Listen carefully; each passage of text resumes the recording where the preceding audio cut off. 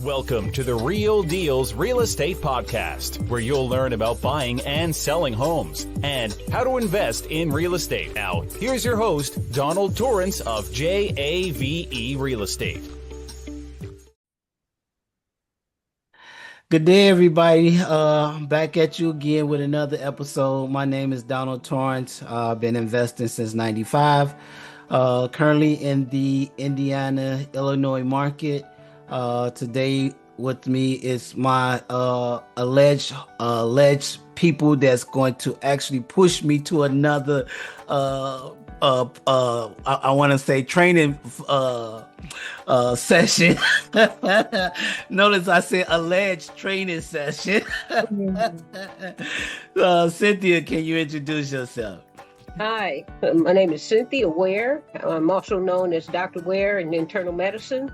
I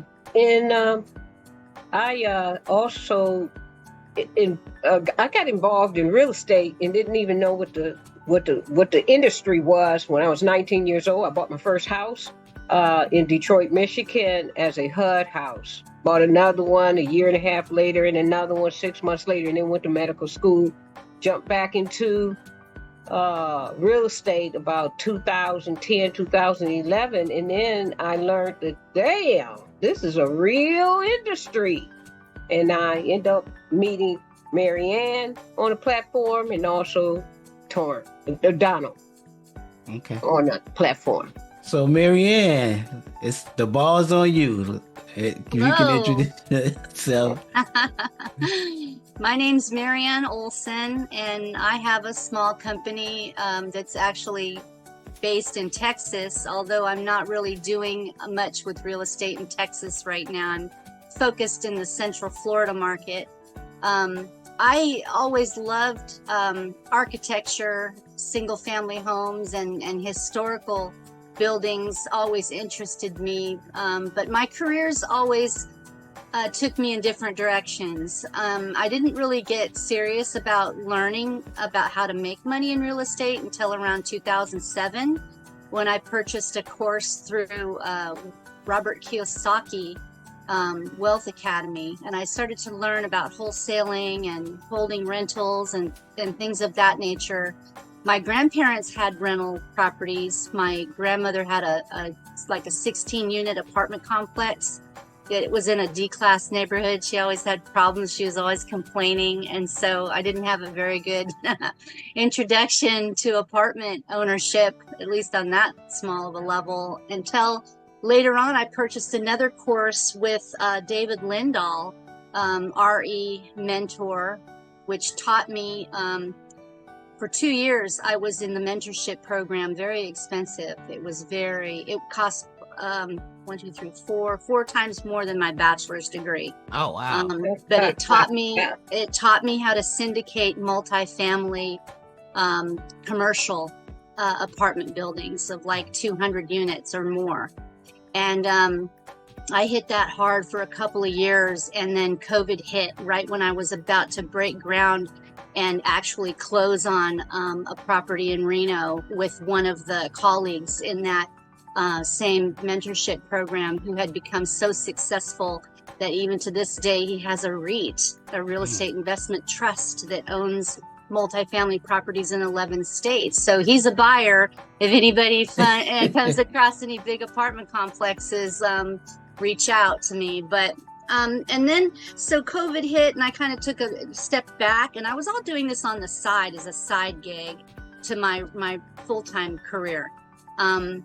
And my family, I have three children, and had, owned my own house. So I had a full plate. But then once I decided to retire from my full-time job and sell my house in Northern California and get an RV and take off, I decided to purchase a mentorship program with Jamil Damji, Astro Flipping, to learn how to really do the mechanics of wholesaling. I learned about wholesaling through Robert Kiyosaki's program, but I never really focused on it.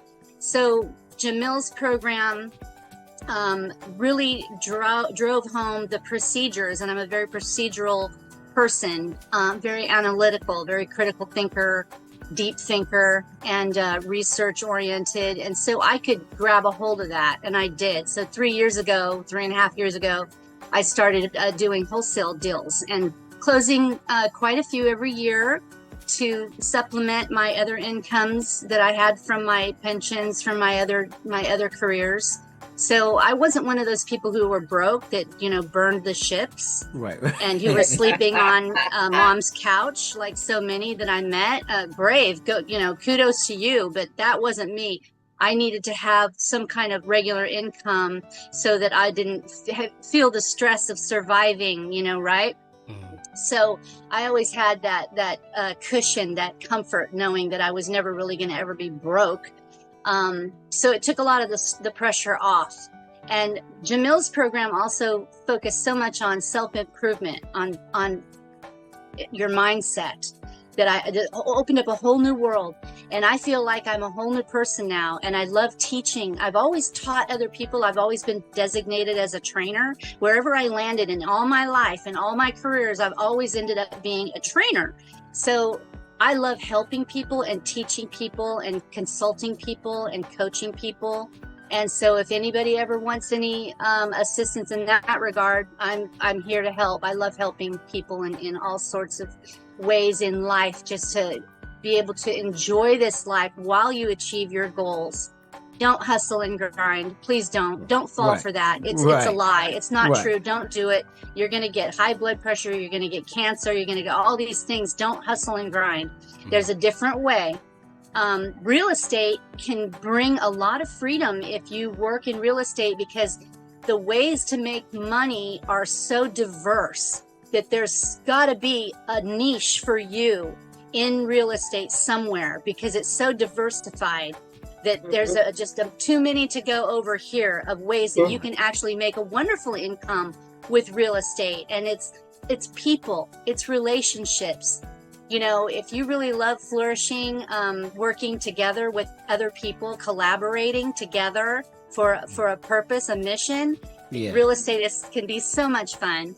And so here I am, retired, quote unquote. I'm traveling full time in my RV. I have a school community where I can also help people who want to escape their current life situation. If you're stuck in a cubicle or commuting to a job that you hate and you want to be free and full-time RV and work out of your RV, you can now with the internet. With all of the tech that we have, you can travel like me, full-time in your RV and work a full-time job remotely while traveling. And you can do real estate remotely. You don't have to be in the state where you do business. You don't have to.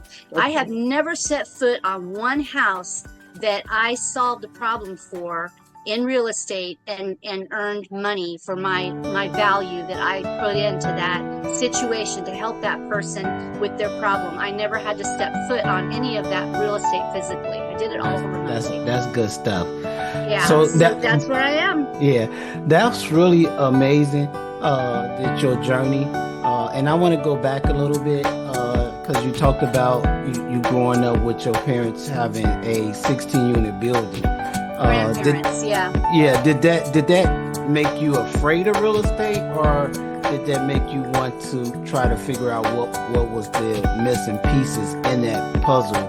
To figure out why they were having so many problems. And the reason why is because it was a D-class neighborhood.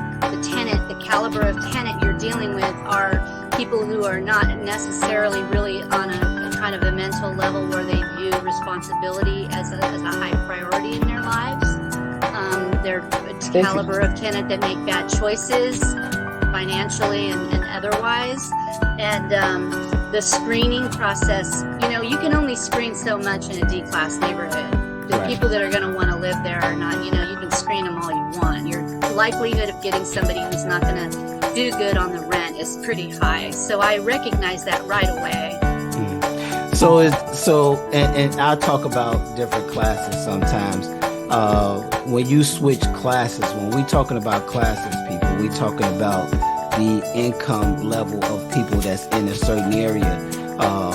So you're gonna have the age of the real estate is Yeah. actually, when I refer to Class D neighborhood, I'm talking about the age. They're built Okay. in the 1940s, 1950s. These are old buildings. They're not renovated up to modern standards.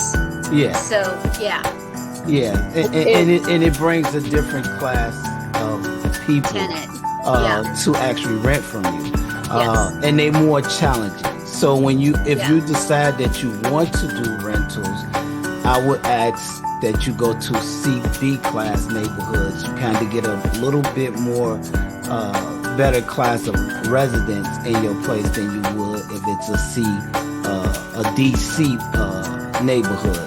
Because those neighborhoods are a little bit more challenging, and for a new investor, that can be a bit challenging. So I'm And glad. if an investor wants to do the Section 8, Yeah. they can certainly take that avenue, and that might alleviate some of the financial challenges with the tenants in that type of an apartment complex. You know, Section that 8 is can true. be a thing. Yeah. Yeah, yeah, and with Section 8, it has its challenges, its inspections, and with all rentals, you're gonna have your challenges. But you just gotta know your tolerance level when you start looking at properties like that, and Yeah. what kind of people you want to rent to. When I say people, I mean Section 8, market rate. What is that category that you want to focus on when you go to rent to those to your residents? And So the size of the complex too, like yeah, 16 units. My poor grandmother had to manage that thing herself. If okay, you have 150 or more units and you're doing Section 8, you have a professional property management company managing that property for you. So you just have to babysit those guys. right, right. You rather babysit one as opposed to 100. 150. Yeah.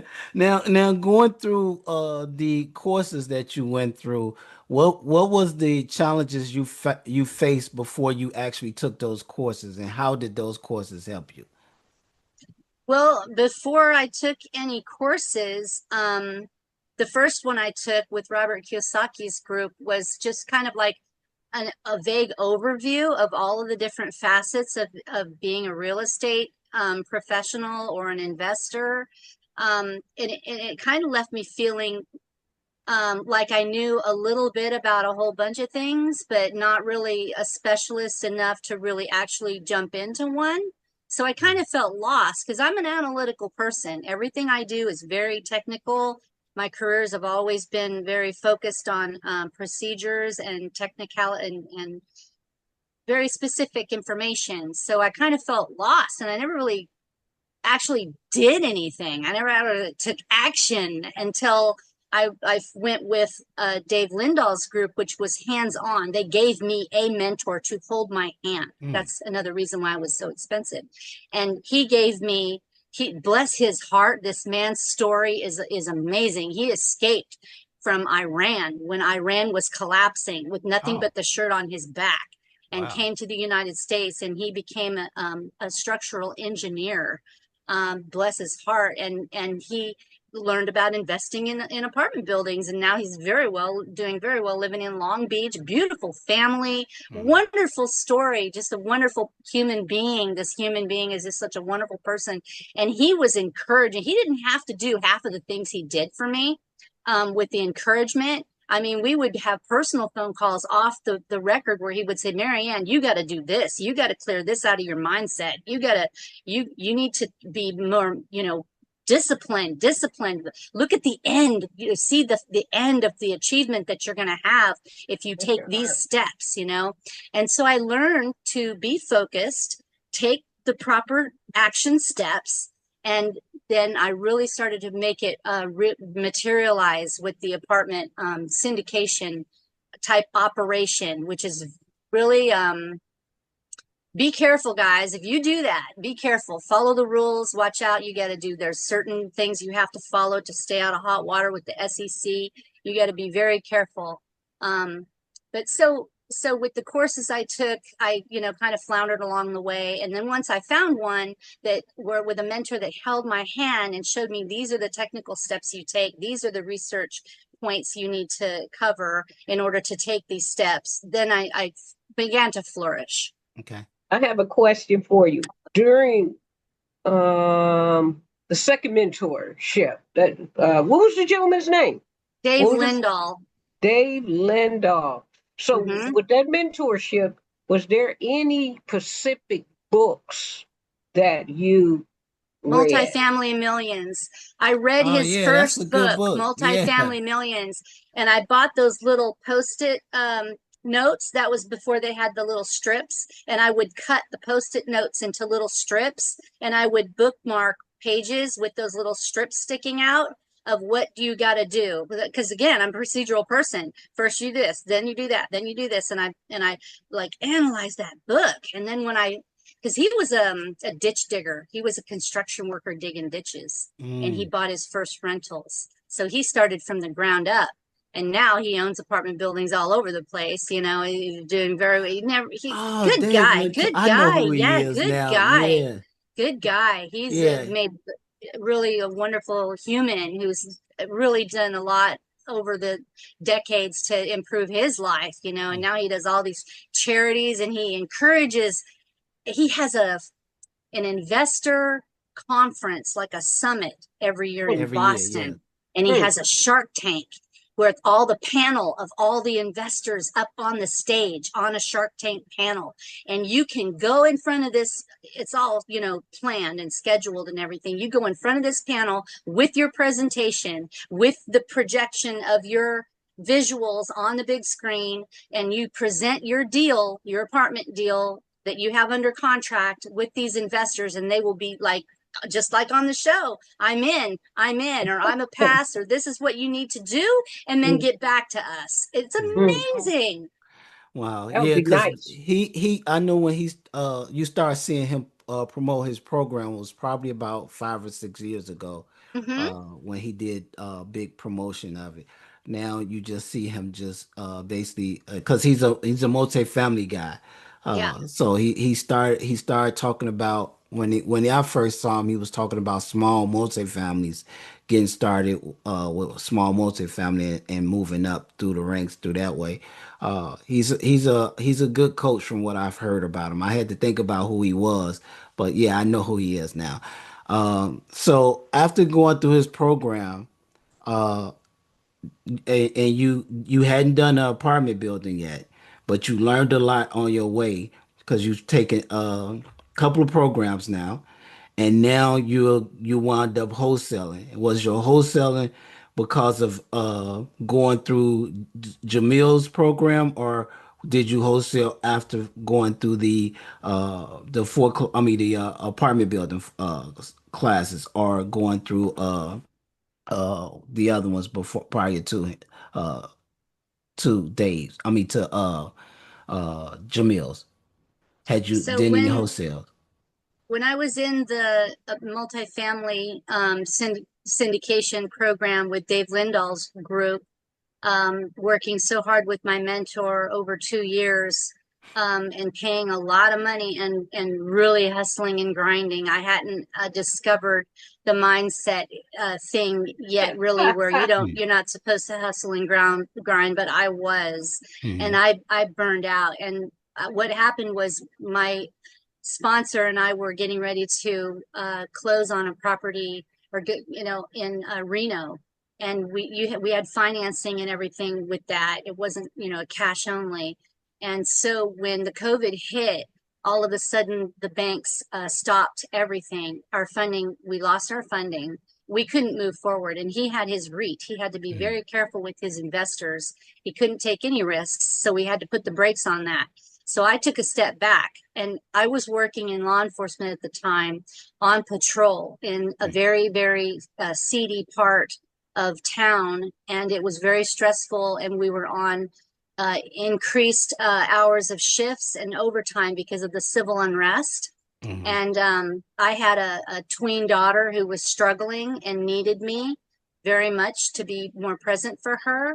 And so I took a step back and stopped all of my activities in the multifamily realm and focused on her, and got situated, and realized that I needed a change of environment. We had wildfires.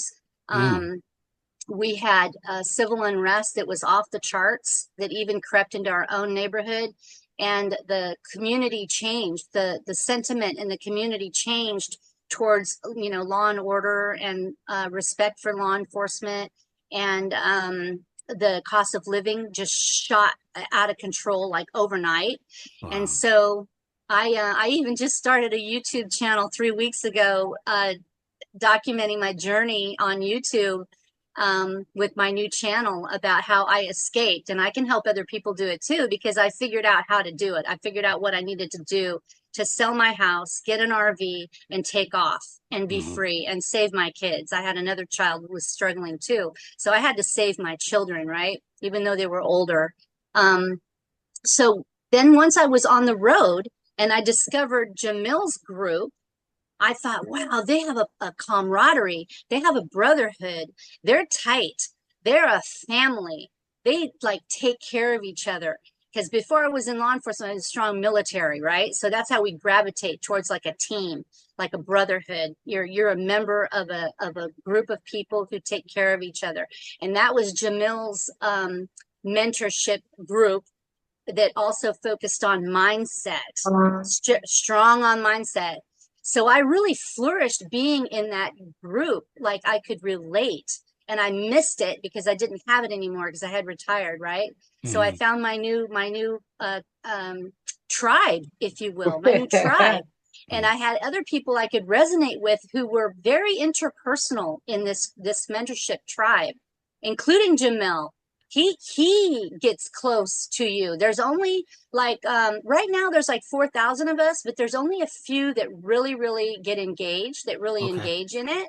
But we're very tight with each other. We help each other through all kinds of struggles in life towards the common goal of just improving our life situations and realizing our dreams, making our dreams come true together. And so I found that I can do wholesaling because he doesn't fluff it.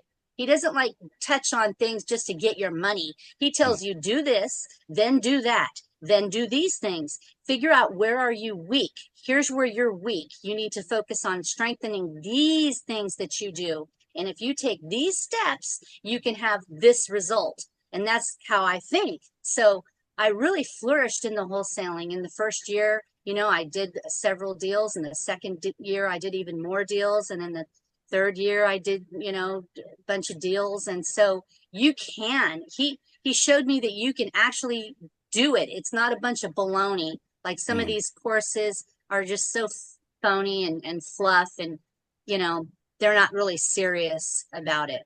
Right. So, a question, so when you did your first deal, how did you feel? And what was that? Where did you find that deal? How did you find that deal? Just by following the steps, just by doing what he said to do, follow the procedure. It's worked for these guys. These guys did it. You saw them do it because they're in here talking about it on our live Zoom. They're showing you how they did it. And we have our own private Facebook group. So I knew if they could do it, I could do it. And when I did my first deal, it wasn't like this big, no, it was more like, yeah, I knew it. I knew it would work because I saw them do it, and I can do it again. I can keep it. It's like wash, rinse, and repeat. Wash, rinse, and repeat. Wash, rinse, and repeat. That's all. So what's your marketing strategy? It was a realtor outreach? Yeah, MLS. And I'm a kind of a strategic person too. I like playing chess, and I like war games and stuff like that, And She got excited. She's lighting up with the war games. Well, I know there's another way. There's another way to reduce the competition, right? So he would always tell people, go after the ones that have been on the market for 60, 90, 100 days. I'm like, he. Guess what Marianne's going to do? I'm going to go on Redfin. I'm going to go on Realtor. I'm going to go on Zillow, and I'm going to set my settings to where it'll send me a notification that a brand new investor fixer upper cash only deal just hit the MLS. And I'm going to call that one. And that's what I did. And almost every one that I've done has been a brand new listing. So, wow. So now you done told everybody your secret now. That's okay. There's plenty to go around. I'm Yeah, only yeah, in one little market. Yeah. I'm only in Central Florida. It's a tiny pot. You got the whole United States. Right. yeah, yeah.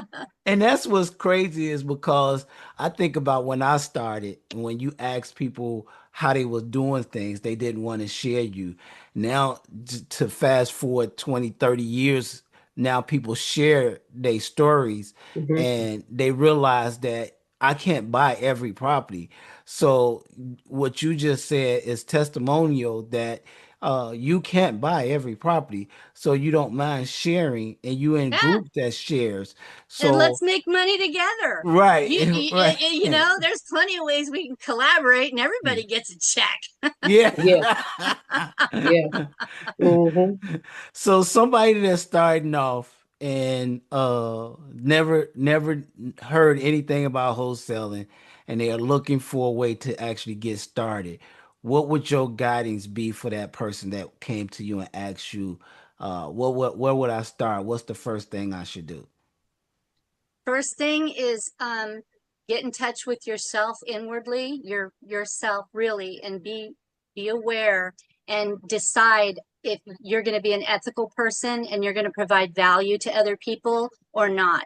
If you are dog eat dog and you're going to step on people to get where you want to go, don't get into wholesaling because you will affect people's lives in a negative way.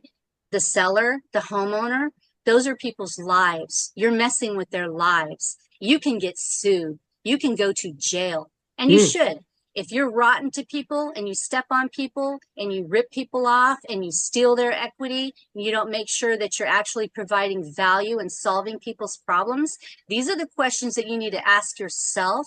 You need to analyze yourself first. Mhm. If you want to be a dirtbag, don't get into wholesaling. Don't ruin people's lives because guess what? Right now, the government and the entities that be in power, they are looking at wholesalers very Yes. closely. There have been some lawsuits, some groundbreaking lawsuits. I'll give Arizona as an example. The state attorney general has named hundreds of wholesalers in a suit right now that's ongoing.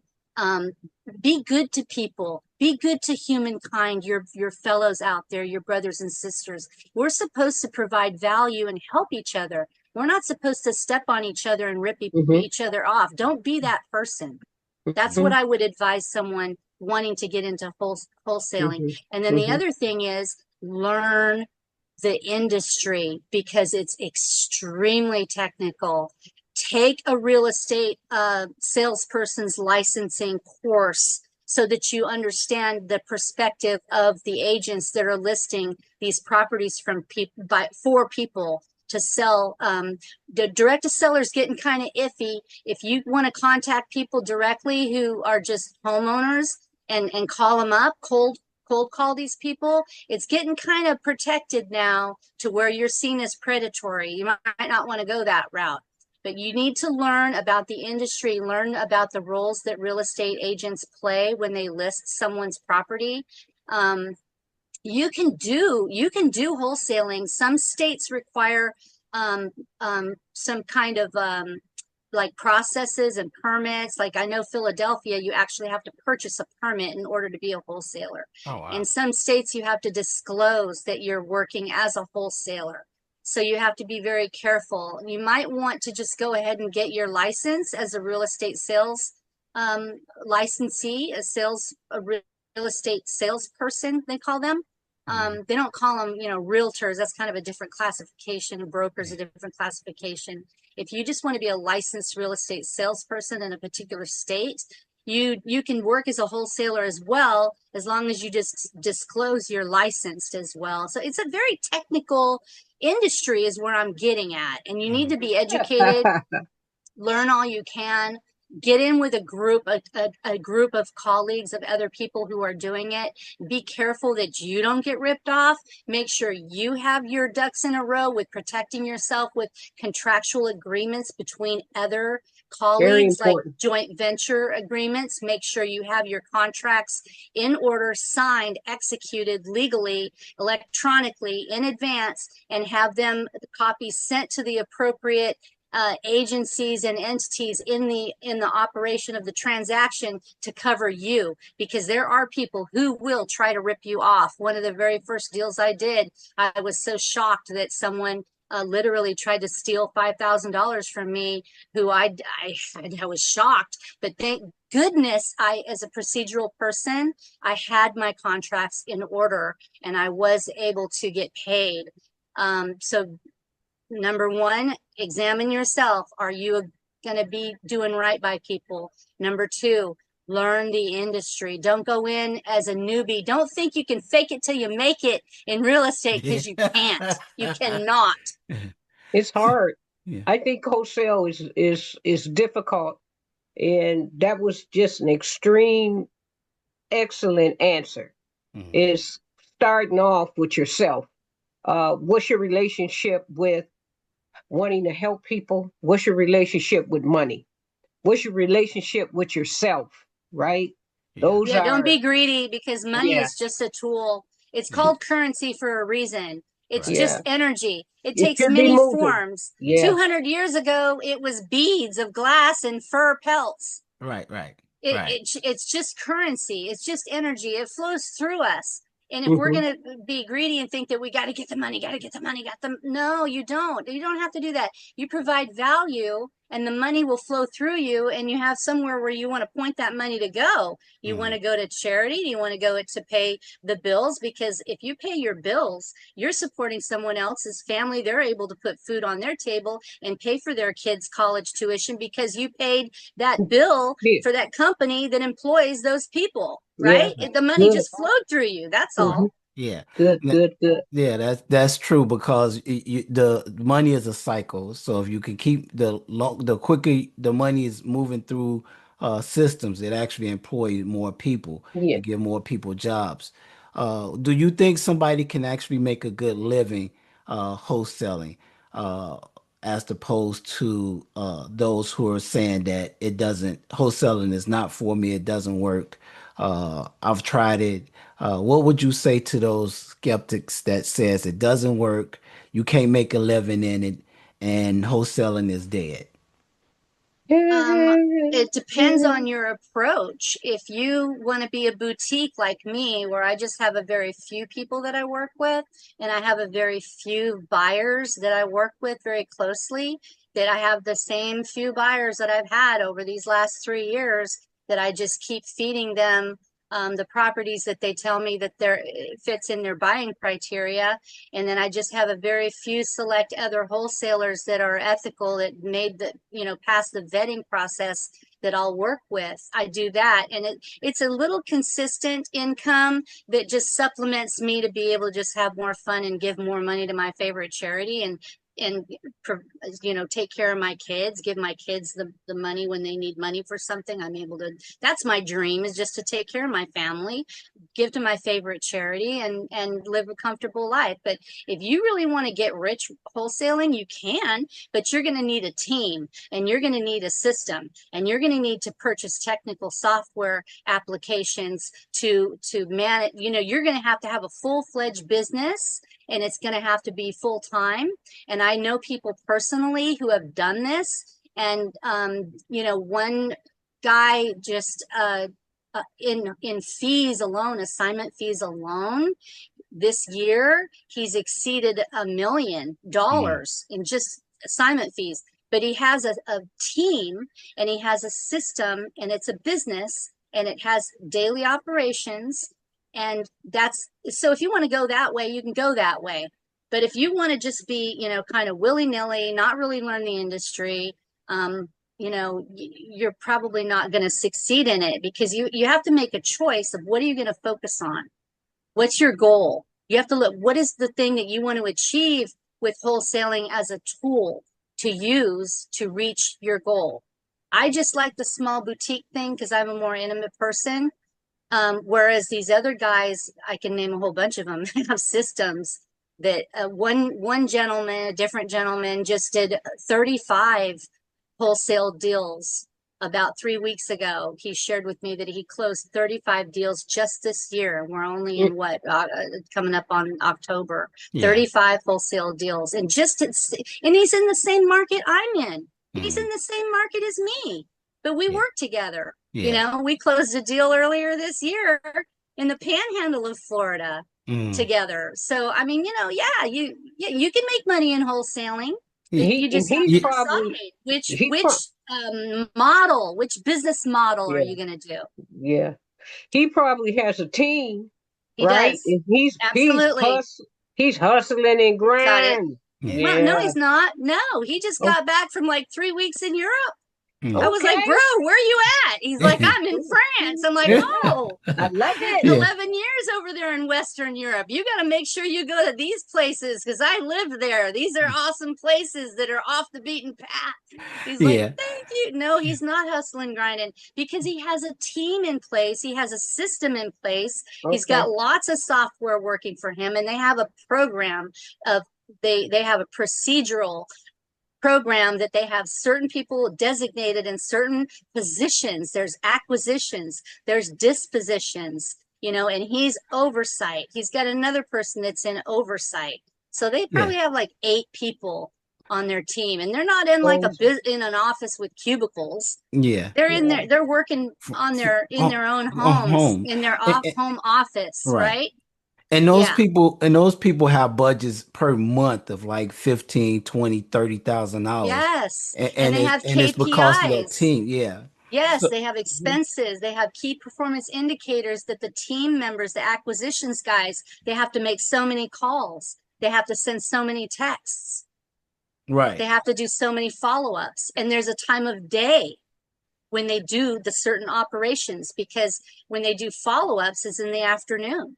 When they figure out acquisitions guys, when they figure out what properties they're going to make offers on, they do that in the evening, downtime, when everybody else is asleep. They make their list of all the properties they're going to call on in the morning, the next day. So if you could go back in time, say 15 years, what would you tell the 15-year younger Marianne? Good question. 15 years ago? What would I tell myself 15 years ago? Yes. In regards to the real estate, in regards to real estate, would you tell yourself to have gone in earlier, or what would your thoughts? Earlier. I would have told myself to acquire some rental holds. I think that would have been a good idea, to get some rental holds, some passive income, and a tax shelter, and as just some passive. I don't know though, you know, because I knew a guy that had like 40 houses, and he worked with me in law enforcement. He was a lieutenant, and he had like 40 houses. And he was stressing all the time over those rental houses. I don't know. Maybe that was just his makeup. Maybe that was just his. No, I agree to that. I had 137, but my goodness. I had. Well, couldn't you pay a property management company 3% to manage that for you, or but what? You know what? You got to keep in mind, I was a building engineer. I ran 100 unit buildings where there was like 300 units. I think the smallest in my portfolio was 308 units. And you manage those yourself? Are you a control freak? I don't know. I would have paid a property management company, I would have just babysat those guys. That's it. Actually, I've learned over that was back then, that was from 95 to 99. I learned that I didn't want to do that portion of the real estate. So I sold off everything and went to just flipping and wholesaling. Then I realized I shouldn't have sold some of the properties that I sold. I should have held on to them. Yes. You were writing a fact check to Uncle Sam, weren't you? I looked at the 16 unit that I had back then. It sold for $3 million 4 years ago. And I was like, if I'd have kept on to that, and I had a 32 unit, I had a 16 unit, I had a 24 unit, I had a 4, I had a bunch of bunch of stuff basically. Did you ever do the 1031 exchange? Because man, I think it was 2 years ago, 3 years ago, there was a rumor that they were going to do away with it, and everybody was freaking out. And I was like, Yeah. yeah, I'd freak out too. And I didn't know about a 1031 exchange. So I got a lot of taxes that came my Shame way. on your CPA. Slap their wrist. Yeah. So you don't know what you don't know. And that's why it's Yeah. important for, like you said, to actually find somebody that resonate with you to go get training from. Because if you don't go get training, you're going to make the mistakes that I was self-taught a lot of stuff. I went through the school of hard knocks. By the time I started going through training programs, I think that was I can't think of his name. Ron LeGrand was one of the Oh, people, and yeah, I've heard of that. that Yeah. was back in the 90s, and I can't Yeah. think of the two twins. They was I think it was 97 when David Lindahl was just getting off the getting it, ground. yeah. Yeah. So and then it was Russ Whitney, people like that who courses I took back in the 90s. But if I'd have known what I know now, I would have took courses earlier on when I did my first deal. And I wouldn't have made the mistakes I did So with did you have any investors that you could um, consult with just one-on-one that you met through networking that you could just share your stories with, that have lunch together or become friends with other investors so you could kind of just learn from someone that was also doing it? So that's when back then I was part of real estate groups. But back then it was a known secret, I'm gonna keep everything close to me. I'm not telling you anything. So when I Uh, ask people, how did you accumulate so many properties? How are you managing them? Who's taking care of them for you? Well, you got to be out here. And that was 20s, 30s.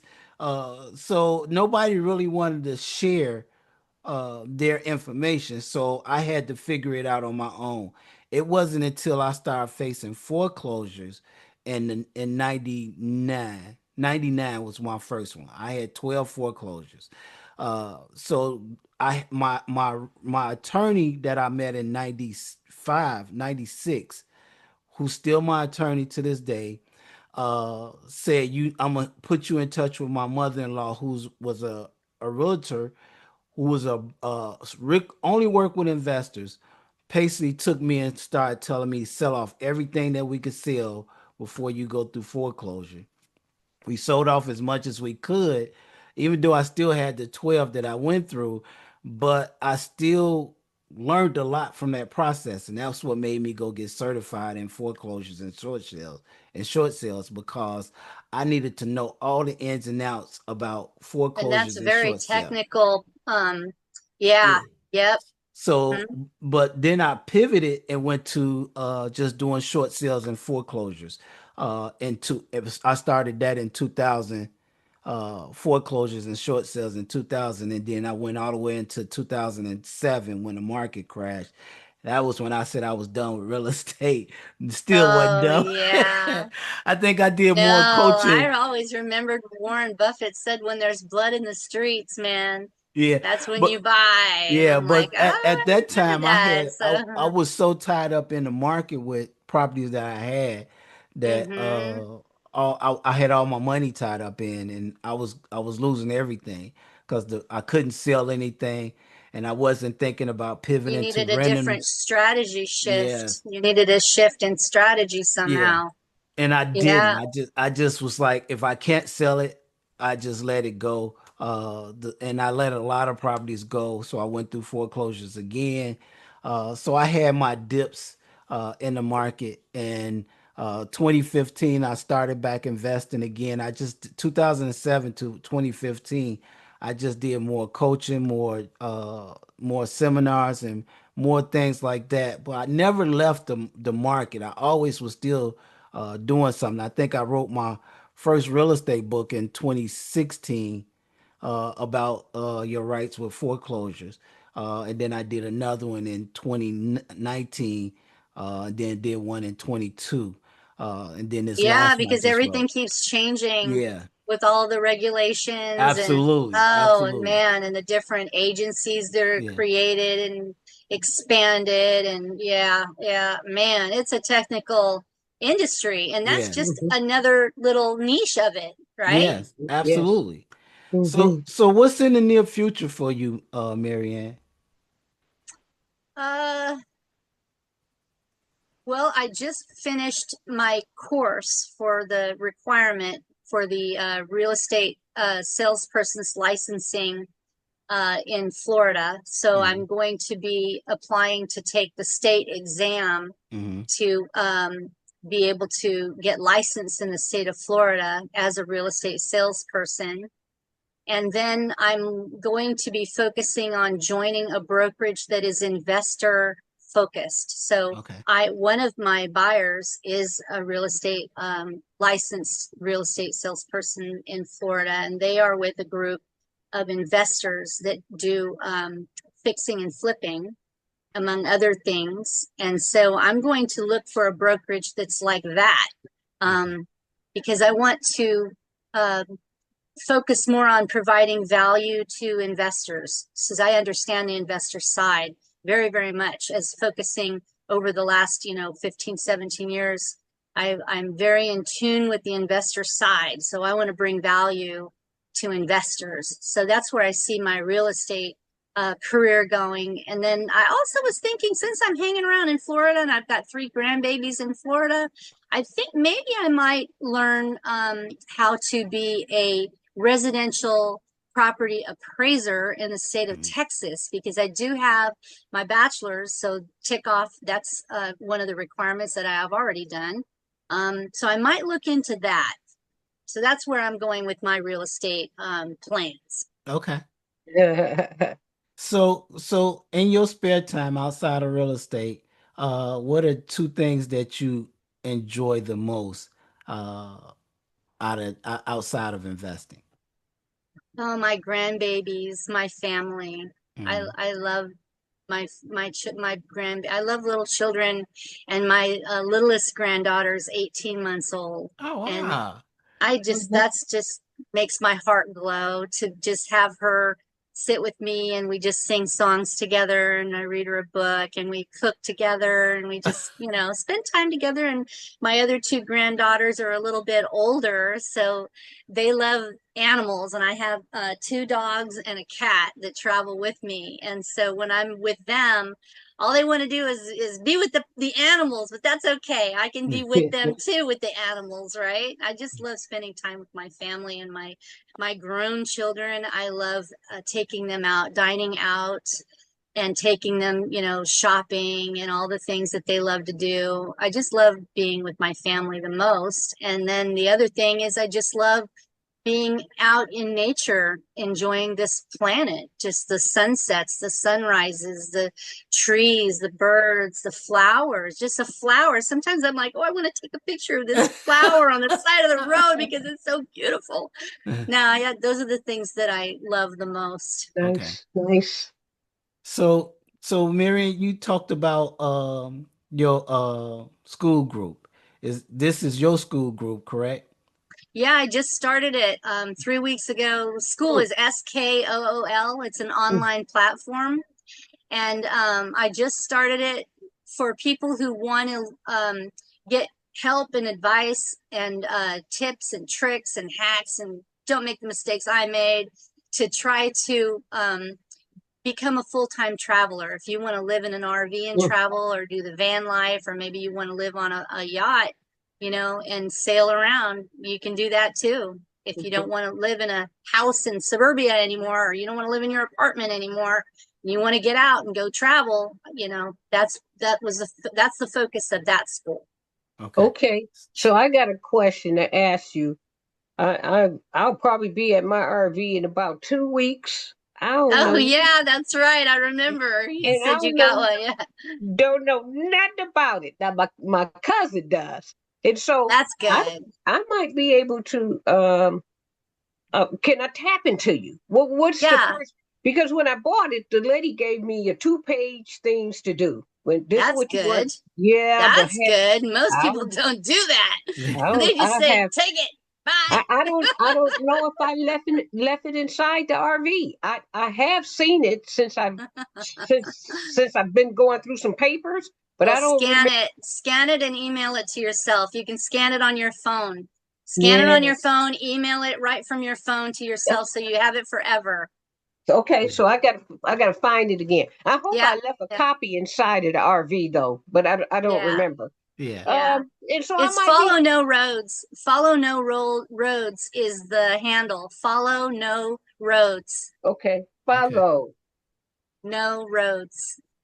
I love it. I'm I'm a, gonna It's get I'm a on. I'm sign. on YouTube. There's a YouTube channel, Follow No Roads. Okay. Okay. And I'm on Instagram, no, I'm not on Facebook yet. I'm on TikTok. Go ahead, girl. All of it Follow No Roads. follows no roads on all Follow the No sites. Roads. Okay. Yeah. So that was the next thing I was going to ask you, Marianne, is how some people can stay in touch with you and get in touch with you and reach out to you. But you all heard of Follow No Roads. Go sign up for her school group. Follow her on YouTube and on Instagram. And I looked at some of her content. It is actually is pretty good. One thing that I know I want to do is get a small pickup truck because I'm in an F-150 right now. And I want a small truck and a small camper that I can pull behind it. Well, I have an F-150 that tows my travel trailer. Hmm. If your F-150 has the factory tow package, Hmm. my F-150 has the factory tow package with the brakes and everything built into it, Okay. and I can tow 11,000 pounds if I want to. I'm not going to, Okay. but you need to check the specs of your truck. Get Yeah. the sticker thing inside the door jamb, Yeah. and you can get the VIN, and you can find out from the Ford dealer what the towing specifications is for your truck. You might have mine's a long bed. I didn't Hmm. get the short box. I got the long bed. So Okay. my F-150 is actually like a 3/4 ton in size. It's so big Okay. because of all that. So just check that out. You might already have a big enough F-150 to tow. My RV is an extra light. So it's Hmm. only 6,000, 7,000 pounds. I don't Yeah. overload it with a bunch of heavy stuff. These are air inflated stand-up paddle boards, weigh like half of what the other ones do. So just keep your weight light, and you might be able to use the truck you have. Just check the Yeah. specs. I want a smaller truck. I don't want a Smaller big than truck. an F-150? Yeah, I want something like the one of those Toyota what is that thing? It's a little Tundra? not a The pickup Tundra. truck? The Yeah, pickup Toyota pickup? it's That's either that or either oh, a Dodge Dakota.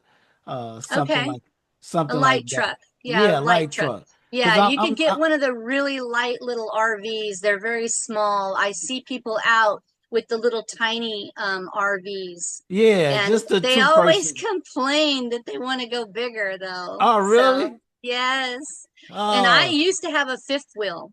okay. This is a tow behind travel trailer that I have now. And before that, I had a fifth wheel with a 3/4 ton Ford F-250. And I'm actually going back to a fifth wheel and Mm. moving up in truck, bigger size truck, because I Oh, okay. realized that this is too small. Oh, wow. Yeah, Okay. it's too small because I love to cook. Oh, The fifth wheels have island kitchens in them oh, with Mm. wow. two. I have two full bedrooms in my RV, but it's just too small. I'm gonna Mm. go to a 40-45 footer. This Oh, one's Woo. 30 feet. So I'm gonna go back to the fifth wheel, and that way I can have all of my grandkids running around in my RV, and we'll have enough space to have a picnic on the floor and watch movies together and have the oh, wow. dogs there. And yeah, So I'm you gonna. buying a house that a real big house.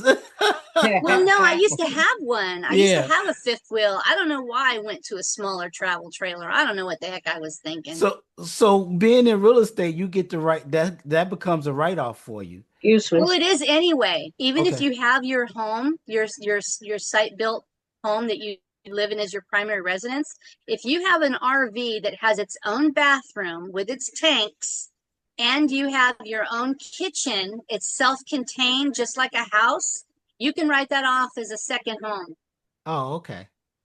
Okay. Yeah. So So again, we got all your information on how we can find you.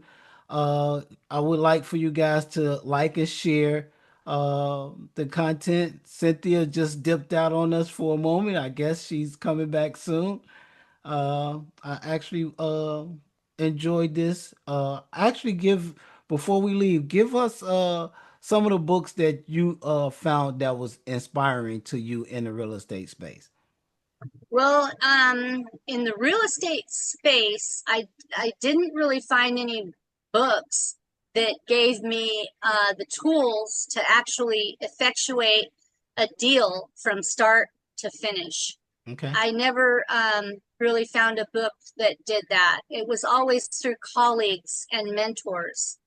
Um, Inspirational books. I don't really read books anymore. I listen to everything live Yeah, on yeah. Oh, podcasts, yeah, YouTube, yeah. Spotify. I found what helped me the most is self-improvement with mindset. Okay. So David Bayer like Bayer aspirin. Uh-huh. David Bayer has a way of explaining things that puts it into a way that I can practically apply it to my life. Okay. I resonate, he resonates with me on how he explains things. And he's a mindset coach. And he's on YouTube, David Bayer. And if you're really if you're really a scientifical kind of person, like Cynthia is very scientifical, Uh-huh. Joe Dispenza is another mindset coach person that explains things, but he's in a more technical, he uses more technical scientific language. So he might be Okay. more, he didn't resonate with me very well. And then Okay. after All right. I learned the things that that David Bayer was able to communicate to me, now I can understand Joe Dispenza. So Okay.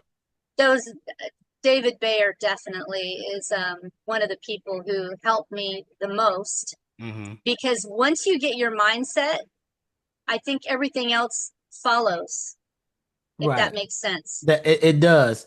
And that's an important piece because most people miss that part of it.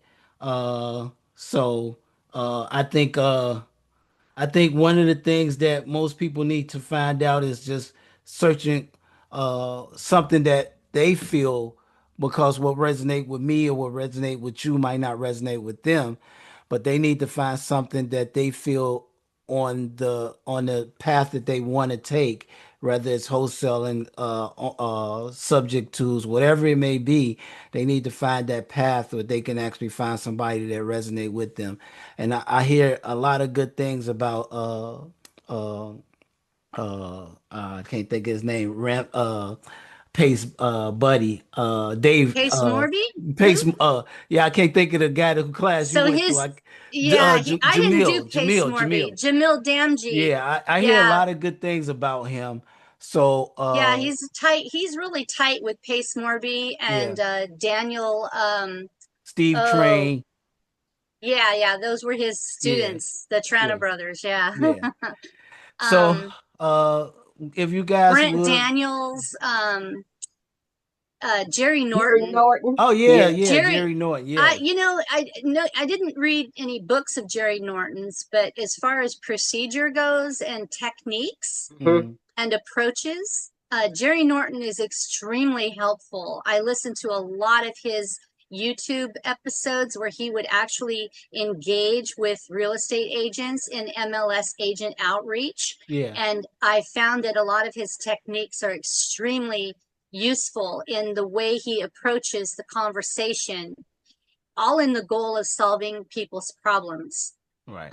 He's a great guy. Yeah, I would Yeah, definitely I recommend love Jerry him. Norton if you just want to learn how to have relationships, establish good relationships with these real estate agents. He's a great resource. Okay. Hmm. So we want to close it out. I want to thank everybody for listening in. Mary, thank you so much for coming on Yes. today. I Thank you for really having me. appreciate I it. appreciate it. It was really good. I look forward to doing some other things with you. I'm definitely going to start following you on the for the Yes. mobile homes. I mean for the RV. So RV living, RV yes, life. yes. Uh, so I'm on all social media, Donald Torrance. Cynthia, you got any final words?